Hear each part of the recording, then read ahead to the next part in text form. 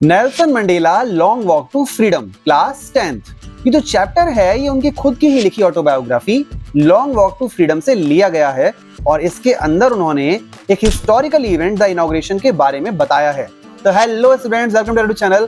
I am your educator Ramesh Sharma और बिना देरी किए जल्दी से चैप्टर डिटेल में पढ़कर पता लगाते हैं। अगर साउथ अफ्रीका की हिस्ट्री की बात की जाए तो वहां पर अपार्थाइड जो कि एक ऐसा पॉलिटिकल सिस्टम था जिसमें लोगों के साथ रेशियल डिस्क्रिमिनेशन होता था। यह सिस्टम व्हाइट और ब्लैक लोगों को अलग करता था, जिसमें व्हाइट लोग ब्लैक लोगों पर अत्याचार करते थे। एक बहुत लंबी लड़ाई सिस्टम के खिलाफ लड़ी गई और वहां पर डेमोक्रेटिक इलेक्शंस किए गए, जिसमें अफ्रीकन नेशनल कांग्रेस ने 400 में से 252 सीट्स पर जीत हासिल की और इस पार्टी के लीडर नेल्सन रोलियालाहा मंडेला को वहां का प्रेसिडेंट बनाया गया। यह साउथ अफ्रीका के सबसे पहले ब्लैक प्रेसिडेंट थे और यह दिन था 10 मई 1994। जब ये राष्ट्रपति के रूप में शपथ लेते हैं तो इस मौके की सेरेमनी प्रिटोरिया में यूनियन बिल्डिंग एम्पी थिएटर में रखी गई, जिसमें 140 कंट्रीज से भी ज्यादा के पॉलिटिशियंस ने पार्टिसिपेट किया और ये पहला ऐसा मौका था जब कोई इतना बड़ा इवेंट साउथ अफ्रीका में किया गया हो। अब नेल्सन मंडेला उस दिन को याद करते हुए बताते हैं कि 10 मई की सुबह कितनी ज्यादा क्लियर और ब्राइट थी। पिछले कुछ दिनों से मैं वर्ल्ड के लीडर्स से घिरा हुआ था जो मुझे कांग्रेचुलेट करने आ रहे थे। यह सभी यहाँ पर थे साउथ अफ्रीका की सबसे पहली डेमोक्रेटिक और नॉन रेशियल गवर्नमेंट का हिस्सा बनने। उस दिन मैं अपनी बेटी ज़ेनानी के साथ मंच पर था और सबसे पहले मिस्टर डी क्लर्क ने सेकंड डेप्यूटी प्रेसिडेंट के तौर पर शपथ ली और उसके बाद थैबो म्बेकी ने फर्स्ट डेप्यूटी प्रेसिडेंट के तौर पर शपथ ली और उसके बाद मेरी बारी थी। मैंने कॉन्स्टिट्यूशन, नेशन और लोगों की तरफ अपने को डिवोट करते हुए और उन सभी गेस्ट्स के सामने कहा, आज हम सभी यहाँ पर मौजूद हैं एक नई आजादी के गौरव का सम्मान करने के लिए।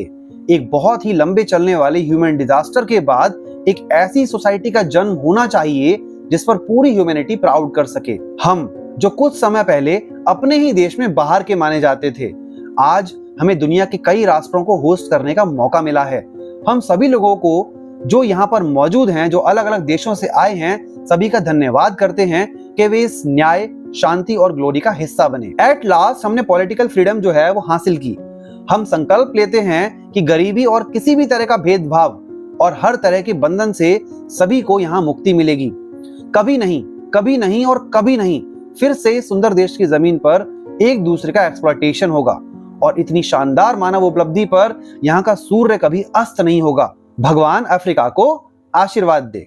इसके थोड़ी देर बाद जब सभी लोग अपनी आंखें उठाते हैं तो वो देखते हैं कि South African jets, helicopters, troop carriers Union Building के ऊपर एक फॉर्मेशन बना रहे हैं और मिलिट्री जो है वो डेमोन्स्ट्रेट कर रही है अपनी लॉयल्टी नई गवर्नमेंट की तरफ। मंडेला कहते हैं कि कुछ टाइम पहले ये जो जनरल्स हैं, जो पुलिस फोर्स हैं और जो बड़े बड़े अधिकारी हैं जिनके चेस्ट पर ये जो मेडल्स लगे हुए हैं बहुत सारे, मुझे सैल्यूट नहीं करते थे बल्कि मुझे अरेस्ट करने के लिए मेरे पीछे थे। Finally Impala jets south African flag का फॉर्मेशन करते हैं स्मोक निकालते हुए। इस दिन दो नेशनल एंथम्स प्ले किए जाते हैं, एक व्हाइट्स की तरफ से नकोसी सिकेलेल आई अफ्रीका और दूसरा ब्लैक्स की तरफ से डाई स्टैम्प, जो कि पुराना एंथम था।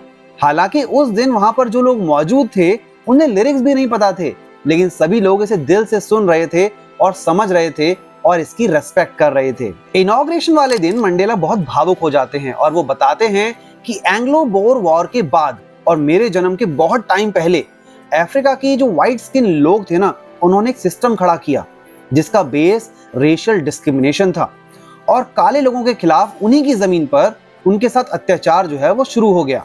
ये एक बहुत ही ज्यादा हार्श और इनह्यूमन था, लेकिन वो कहते हैं कि 20वीं सेंचुरी के लास्ट डिकेड में और 8th decade as a man, यानी कि उनकी एज 80 प्लस थी, ठीक है ना, वो सब बदल गया। लोगों ने अपने अधिकारों को पहचाना और आजादी पाई। वो कहते हैं कि ये दिन आसानी से नहीं मिला, कई हजार लोगों ने इसके लिए सेक्रीफाइस किया, कई लोगों ने हिम्मत दिखाई और बहुत कुछ सहा। मैं महसूस कर सकता हूँ इस दिन को और लोगों की तरह ही और उन सबको याद करता हूँ जो लोग मेरी आंखों के सामने चले गए, लेकिन मुझे दर्द है और मैं उन सभी को धन्यवाद करता हूँ उनके सेक्रीफाइस के लिए, क्योंकि उन्हीं की वजह से ये दिन आया है। वो आगे कहते हैं कि अपार्थाइड की जो पॉलिसी थी उसने मेरे देश और लोगों पर बहुत गहरा घाव छोड़ा है।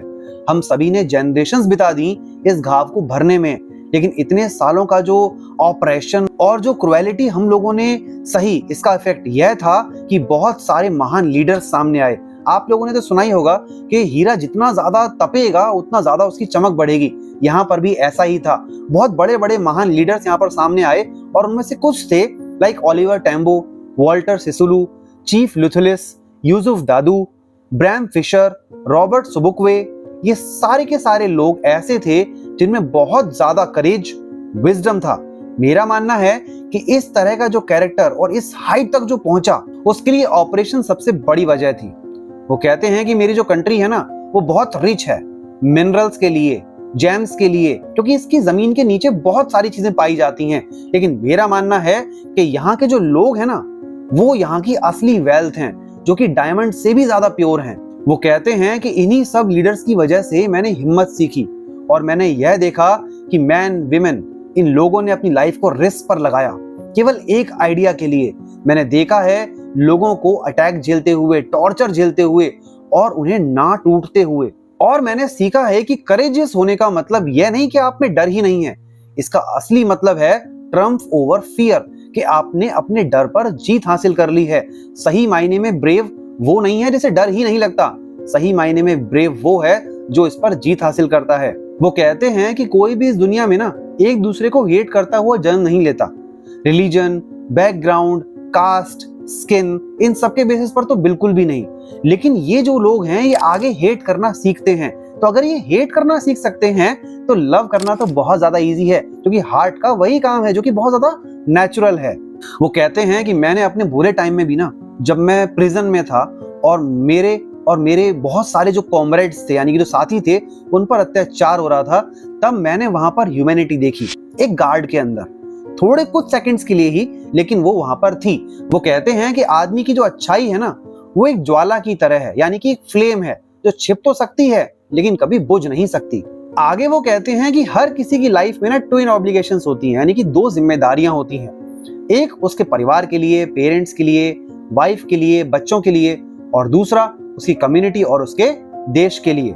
अगर हम एक सिविल सोसाइटी की बात करें तो हर आदमी अपनी इंक्लाइनेशन और एबिलिटी के अकॉर्डिंग जिम्मेदारियां निभाता है। लेकिन अगर साउथ अफ्रीका की बात करें तो ये बिल्कुल इम्पॉसिबल है एक ऐसे आदमी के लिए जिसने मेरी तरह जन्म लिया हो और जो मेरे रंग का हो, वह दोनों ऑब्लिगेशंस को निभा सके। साउथ अफ्रीका में वो पॉसिबल है ही नहीं। अगर एक आदमी मेरे जैसे रंग का जीने की कोशिश भी करेगा ना, तो उसे पनिश किया जाएगा, अकेला कर दिया जाएगा। और अगर एक आदमी अपने देश की तरफ अपनी जिम्मेदारी निभाएगा तो उसे अपने परिवार से अलग कर दिया जाएगा और वो पूरी लाइफ भागता रहेगा। वो बताते हैं कि मैंने भी स्टार्टिंग में अपने लोगों और देश को ऊपर नहीं रखा था, लेकिन जब मैंने अपने लोगों को सर्व करना शुरू किया ना, तो मैंने पाया कि मुझे रोका जा रहा है एक बेटे, एक भाई, एक पिता और एक हस्बैंड की जिम्मेदारी निभाने से। वो कहते हैं कि मैं आजादी की भूख के साथ पैदा नहीं हुआ था, मैं आजाद ही पैदा हुआ था। मैं हर तरह से आजाद था, अपने घर के पास अपने खेतों में दौड़ने के लिए आजाद था, साफ पानी में तैरने के लिए जो मेरे गांव में बहता था, तारों की छांव में खाना पकाने की आजादी थी, बैलों की पीठ पर बैठकर सवारी करने की आजादी थी। जब तक ये सब सही था, जब तक मैं अपने पिता और अपने कबीले के कस्टम्स को निभाता चला गया, तब तक मुझे मानव और भगवान के बनाए किसी भी कानून से कोई परेशानी नहीं हुई। लेकिन जब मैंने देखा कि जो मेरी बचपन की आजादी थी वो सब एक दिखावा था, एक इल्यूजन था, और मेरी आजादी तो मुझसे कब की छिन गई, तब मुझे इसकी भूख स्टार्ट हुई। स्टार्टिंग में एज ए स्टूडेंट आजादी चाहता था अपने लिए, लेट नाइट बाहर घूमने की, जो मर्जी हो पढ़ने की, जहां चाहे वहां जाने की।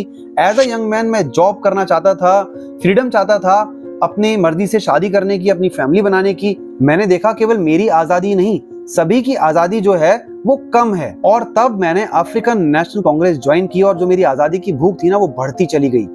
और इसी आजादी की इच्छा से लोग मेरे साथ आए और एक डरने वाला जो लड़का था ना, वो धीरे धीरे बन गया एक ब्रेव, बोल्ड, कानून के अंदर रहने वाला एक क्रिमिनल बन गया। एक फैमिली लविंग हस्बैंड को बिना घर के रहना पड़ा और लाइफ लविंग मैन को बिल्कुल साधुओं जैसी जिंदगी जो है वो जीनी पड़ी। मैं अपने बराबर वाले आदमी से बहुत ज्यादा कोई सेल्फ सेक्रीफाइसिंग नहीं हूं, लेकिन मैंने देखा कि जो लिमिटेड फ्रीडम हमें मिली है ना, वो भी मैं अच्छे से एंजॉय नहीं कर पा रहा हूं, क्योंकि जो लोग मेरे हैं वो आजाद नहीं है। आजादी तो सबके लिए है ना, तो जो मेरे लोगों पर चेंज थी ना, वो मैं अपने पर फील कर रहा था। और वो लास्ट में कहते हैं कि जो अत्याचार करता है ना, वह अत्याचार सहने वाले से ज्यादा आजाद है। लेकिन सही मायने में अगर एक मनुष्य दूसरे की आजादी छीन रहा है ना, तो वो खुद भी गुलाम है, वो आजाद नहीं है, वो गुलाम है और उसने अपने आप को ट्रैप करके रखा हुआ है प्रेजुडिसेस में, नैरो माइंडेडनेस की जेल में। और मैं भी पूरी तरह आजाद नहीं हूं अगर मैं किसी दूसरे की आजादी छीन लूं तो।